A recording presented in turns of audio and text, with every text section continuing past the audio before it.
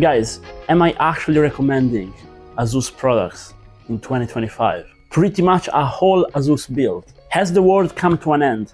Did they pay me a lot of money?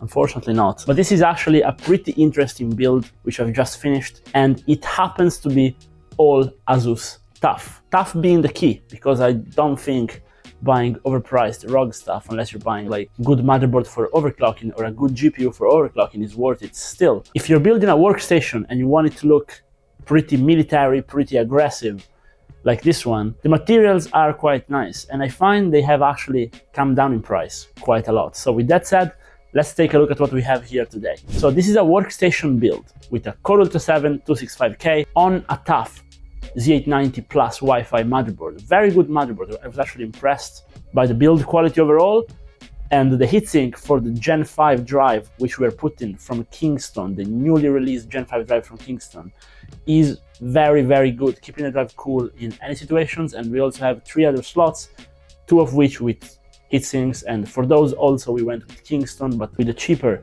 KC3000 drive. Now we installed a Kingston Renegade G5 NVMe in here, and I will spoiler to you guys the benchmark results and take a look at the Crystal Disk Mark score. This drive is really fast. We have a new contender for Gen5 drives on the market. I have reviewed a lot on the channel, and this one is actually really good. Also because Kingston has been making storage for a while, and I went full Kingston on this build. So I got a Gen5 drive, and also I've got the lower end Gen4 drives, which are really cheap at the moment, all 2 terabytes, because the client wanted 3 separate 2 terabyte drives. So we now have a main 2 terabyte drive Gen5 and 2 storage drives Gen4, still really fast. I also went with Kingston for the RAM, and I wanted to see how good these new memory controllers are on the new Core Ultra series, and I went with 128 gigabytes of Kingston Renegade stuff at 6000 MHz C30. Now Intel, surprisingly, also does very well with low latency stuff, because we've covered on the channel how much free performance you can gain by going with an 8000 or 9000 MHz memory kit. But it turns out 6000 MHz C30 is also quite a nice spot for Intel. Now, by the way, little funny part is that Intel released a BIOS update on all their motherboards where they are using the settings I was recommending at launch by basically changing the D2D and a few other settings. And I was saying, guys, it's free performance, and it turns out even Intel realized, and now they made an update for it. Since I still dislike ASUS coolers, we went with a Valkyrie 360, Scene 360 over there with a screen, and those are end-of-life products because Valkyrie is about to release the new lineup. So now they are extremely cheap, and it's the reason why we put it into this build. Now the case is what surprised me the most, or better, it was when I saw the price, and it was like 120 bucks. And I'm like, whoa, this is crazy. You get some very good fans. These are actually very nice, better than cheaper fans we've had on the channel. Until I found out that for the case to look this cool with like this LED strip, like Lian Li is doing, you have to buy the strip separately. Spend 40 bucks on it.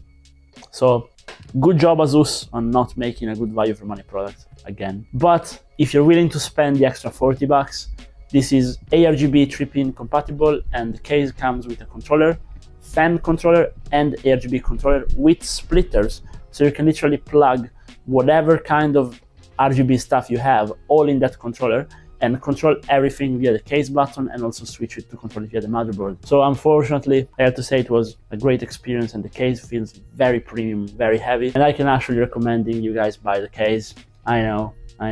However, be careful with what kind of extension you get for your GPU, because I got one that was too long from Cooler Master, and I had to like mount my GPU free, like diagonally inside the case, like I did back in the day with a 3090 and a mini RTX PC for the 3 people of you which have been watching me for a while. In the end, I switched to a shorter extension, and now this is the result, so it's pretty good. We also went with TUF for the 5070, and yeah, we're going with 5070 because this is, again, mainly a productivity PC. The guy needs CPU power, lots of RAM, lots of storage, and that's about it.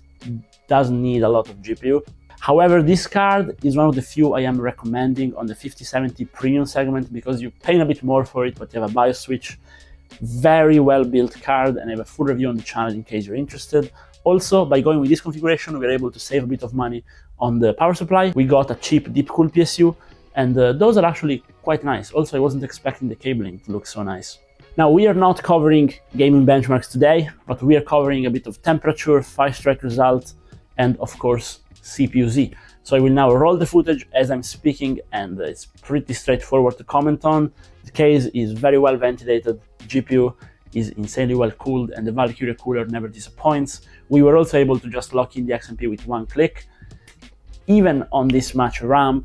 So all in all, the build came out great, good performance, running very quiet, and I can actually recommend you build something similar for a workstation use case. I still think it doesn't look very gamer-ish, but it looks really cool.